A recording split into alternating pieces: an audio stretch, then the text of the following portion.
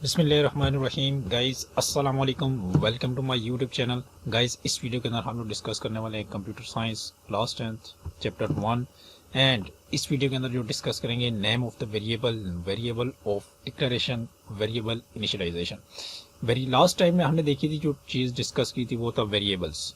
उससे last videos के अंदर हमने डिस्कस किया था कॉन्स्टेंट्स और data types of variables. Variables कैसे हम लोग देखते थे, हमने लास्ट टाइम के अंदर वो डिस्कस किया था वेरिएबल्स क्या चीज़ होती है उसके बारे में। ऑल ओवर जितना भी डाटा था वो हमने डिस्कस कर लिया। अगर आपने वो वीडियो नहीं देखी तो आपको जाके पहले वीडियो देखें कि वेरिएबल क्या होता है, कांस्टेंट क्या होता है, डाटा टाइप ऑफ वेरिएबल क्या होता है, देन आप ये वीडियो देखें ताकि आपको सारी एक सीक्वेंस के अंदर एक सीरीज जो है उसकी समझ आए कि क्या चीज़ आप पढ़ रहे हैं और उसके बाद ईजिली आप इसको कंटिन्यू देखें।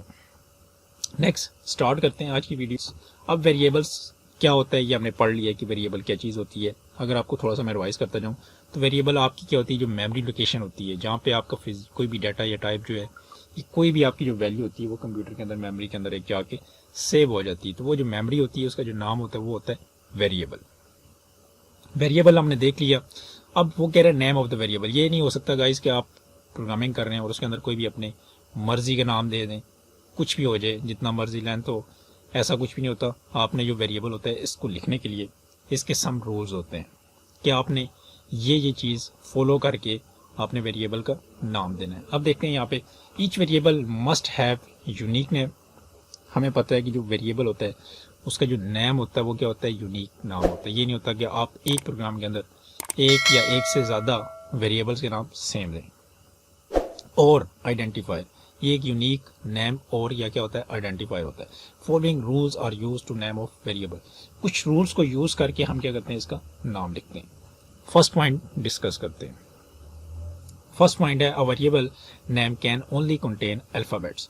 अल्फाबेट्स हमने पढ़ लिए थे। फर्स्ट जो पॉइंट है, फर्स्ट पॉइंट हमारे पास variable name can only contain alphabets. Alphabets हमने देख लिया। हमारे पास क्या होता है, वेरिएबल्स के अंदर जो नेम होता है वो हमारे पास अल्फाबेट्स होते हैं। या लोअर केस होगा या आपका अपर केस हो सकता है। ये नहीं हो सकता कि आपको उसको जो यूज़ करेंगे वो डिजिट्स और अंडरस्कोर, इससे आप लोग इसको यूज़ नहीं कर सकते। सेकंड जो पॉइंट है हमारे पास, variable can must begin with a letter और अंडरस्कोर। मतलब आपका या तो वो वेरिएबल से स्टार्ट होगा या आपका वो अंडरस्कोर से स्टार्ट होगा। ये नहीं होगा कि वो एक डिजिट से स्टार्ट हो। डिजिट आपका बाद में इंक्लूड हो सकता है लेकिन पहले जो स्टार्ट है वो आपका वेरिएबल का डिजिट से नहीं हो सकता। It can not begin with a digit. ये जो नेक्स्ट पॉइंट था वो मैंने आपको पहले ऑलरेडी डिस्कस कर लिया। Point 3, a reserve word can not be use as a variable name. Reserve जो वर्ड्स हैं वो हमने जितने भी देखे हैं, कुछ एग्जांपल अगर आपको मैं दूं, फ्लॉट, इंट, वो जो रिजर्व वर्ड्स हैं वो एज आपका जो है ना वेरिएबल नेम नहीं यूज हो सकता। अगर आपने वो वीडियो नहीं देखी तो आप रिजर्व वर्ड वाली जाके वीडियो देख सकते हैं। Point number 4, there is no strike rule on how long a variable name should be, but we should choose a concise length और variable name to follow good design and practice. Guys programming के अंदर best practice ये है कि आप उस variable का नाम वही दें जो उस चीज़ से रिलेट हो और उसको मेमोराइज किया जा सके। ये ना हो कि आप एक नेम दे रहे हैं किसी भी पर्सन का या किसी भी ऑब्जेक्ट का और उसका जो नाम है वो बिल्कुल एक अलग ही साइंस में हो और एक अलग चीज़ हो। तो उससे क्या होगा कि आपको याद नहीं रहेगी वो चीज़ कि क्या किस मकसद के लिए हम लिख रहे हैं। अगर हम एक पर्सन की एज लिख रहे हैं तो हम उसका जो वेरिएबल नेम है वो एज ही लिखेंगे, ना कि हम कुछ और देंगे। तो बेस्ट प्रैक्टिस यही है कि आप उसकी कंसाइज लेंथ के अंदर दें वेरिएबल नाम, उससे रिलेटेड दें, कोई डिफरेंट नाम ना दें। नेक्स्ट हमारे पास है पॉइंट 1.3.5, वेरिएबल डिक्लेरेशन। अब वेरिएबल डिक्लेयर कैसे करते हैं इस चीज़ के ऊपर थोड़ी सी नज़र डालते हैं कि वेरिएबल डिक्लेरेशन कैसे होती है। और गाइज ये जो हम सारा पढ़ रहे हैं ये पॉइंट्स अकॉर्डिंग टू जो बुक है आपकी, वो बुक के हिसाब से, जो टेक्स्ट बुक है उसी के हिसाब से मैं पॉइंट लेके चल रहा हूँ। जो भी पॉइंट आ रहा है हमारे पास मैं वही पॉइंट लेके चल रहा हूँ ताकि बुक के सीक्वेंस से चलें और आपको भी ईजी हो कि कैसे उसको सॉल्व करना है। आपके नोट्स भी यहाँ से तैयार होते जाएंगे और आपको ईजिली अंडरस्टैंडिंग भी होती जाएगी कि क्या क्या चीज़ें हम पढ़ रहे हैं। पेपर के पॉइंट ऑफ व्यू से मैं बीच में इंशाल्लाह आपको बातें सारी की सारी बताता रहूँगा कि कौन सी चीज़ इंपॉर्टेंट है, कौन सी इंपॉर्टेंट नहीं है। सो चलते हैं अब नेक्स्ट टॉपिक की तरफ, वेरिएबल डिक्लेरेशन। थोड़ा सा मैं रीड आउट करता हूँ फिर आपको थोड़ा सा समझाता हूँ कि क्या होता है। We need to declare a variable. हमें वेरिएबल डिक्लेयर करने की ज़रूरत होती है before we can use in a program. Program use करने से पहले वेरिएबल को हम क्या करते हैं, डिक्लेयर कर देते हैं। declare a variable includes specifying its data type and given it valid name. हमने नाम दे दिया, आपने नाम दे दिया, अब उस नाम को हम एक दे देंगे डाटा टाइप। वो डाटा टाइप देना और वो नाम देना वो आपका होता है वेरिएबल डिक्लेरेशन। इसको हम कहते हैं variable declaration.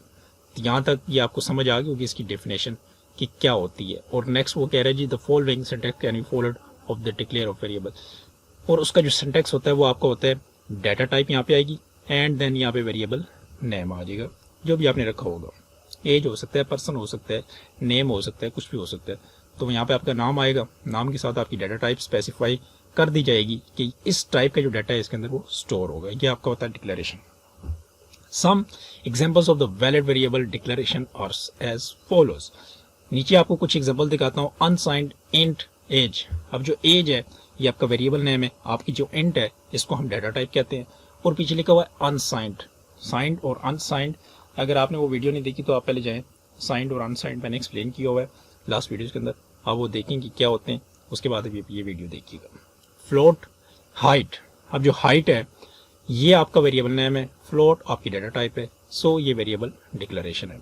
Int salary. Salary आपकी क्या है कि ये वेरिएबल नेम है, डाटा टाइप आपकी इंट है, सो ये होता है वेरिएबल डिक्लेरेशन। एक और एग्जांपल है CHAR, चार।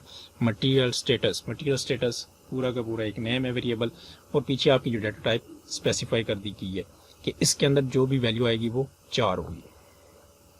4 को आपको नहीं पता तो आप लास्ट वीडियो देख सकें, उसके अंदर मैंने ये बताया हुआ है इसकी सारी टाइप्स को कि क्या होता है 4। Multiple variables of the same data type may be also declare in the sign statement as show in the following example. एक एग्जांपल के अंदर वो कह रहा है कि आपके मल्टीपल जो वेरिएबल्स होते हैं वो सेम डाटा टाइप के ऊपर हो सकते हैं। फॉर एग्जांपल यहाँ में उसने कहा अनसाइंड इंट एज, कॉमा लगा के आगे बेसिक सैलरी, कॉमा लगा के ग्रॉस सैलरी, आगे आपका फुल स्टेटमेंट के ऊपर एंड कर दिया आप स्टेटमेंट।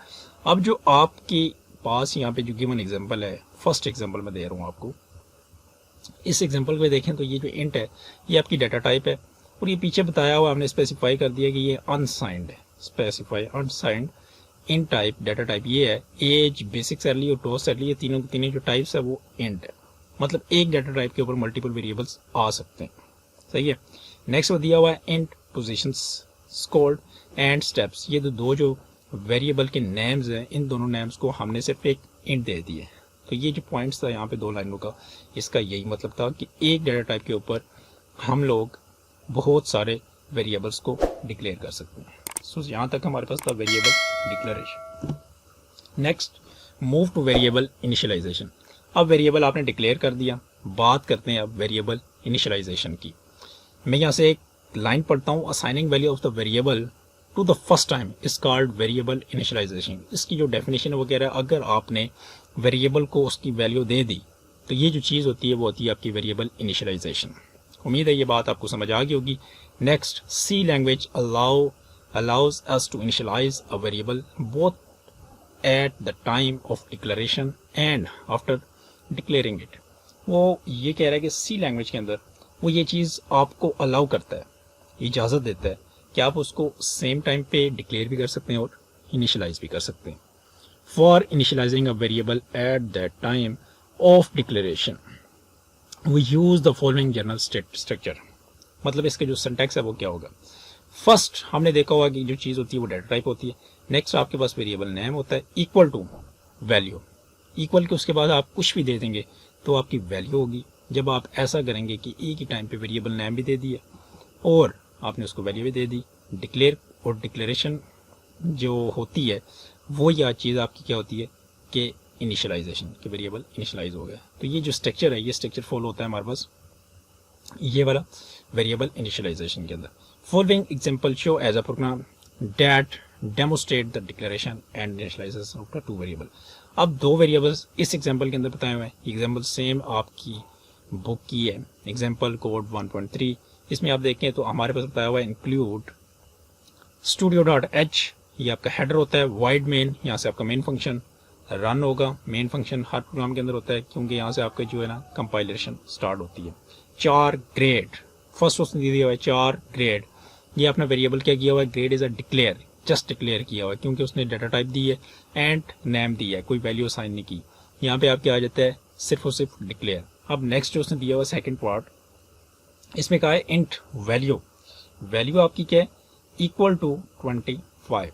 ये जो वैल्यू है ये नाम है, ये डाटा टाइप है, एंड इसके अंदर वैल्यू भी दे दी है। So variable value is declare and initialize, तो ये दोनों काम हो रहे हैं। ये आपकी बेस्ट एग्जांपल है, ये आपको अब समझ आ गया होगा फॉर कि इनिशियलाइजेशन के अंदर क्या है और डिक्लेयर के अंदर क्या है। Grade equal to A, variable grade is initialize. अब यहाँ पे इसको वैल्यू दे दी गई है ग्रेड को, क्योंकि हमने यहाँ पे देखिए अभी आप एक टाइम पे नहीं किया, हमने 2 टाइम पे किया। यहाँ पे हमने 4 रख दिया ग्रेड को कि ग्रेड की जो टाइप है वो 4 होगी। यहाँ पे हमने करेक्टर उसकी वैल्यू दे दी है। So variable grade is initialised, लेकिन यहाँ ऊपर क्या होगा, डिक्लेयर। उम्मीद है ये आपको समझ आ गया होगा ये वाला पॉइंट कि क्या होता है। नेक्स्ट आपके ऊपर सेल्फ टास्क है। आपकी ये बुक की मैंने एक्टिविटी ली हुई है 1.8। इसमें उसने कहा जी हमारे पास write program that declare variable of appropriate data types of store your personal data.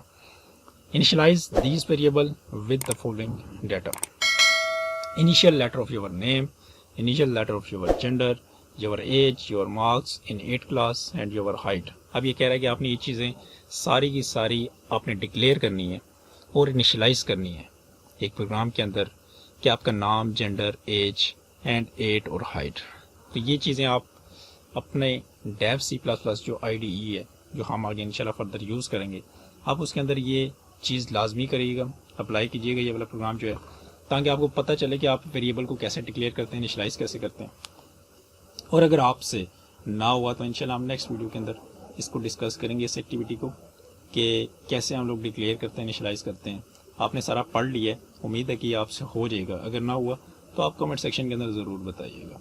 और इसी के साथ अगर आपने चैनल को सब्सक्राइब नहीं किया, चैनल को लाइक करें, शेयर करें और सब्सक्राइब लाजमी करें, क्योंकि सब्सक्राइबर बहुत ज़रूरी है। तब तक मुझे दीजिए इजाज़त, खुदा हाफिज़।